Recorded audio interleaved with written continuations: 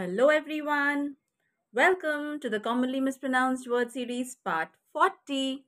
So today's first word is PLUMBER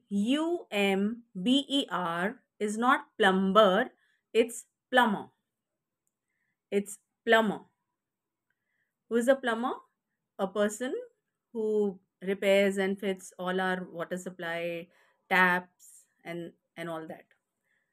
Plumber. Plumber. Here the letter B is silent. The second word CARPENTER is not carpenter, it's carpenter. Carpenter. Here the letter R is silent. Carpenter. Carpenter. Now who's a carpenter? A person who makes or repairs wooden objects. Okay, who makes our wooden furniture, etc. Carpenter. So plumber, carpenter. Plumber, carpenter.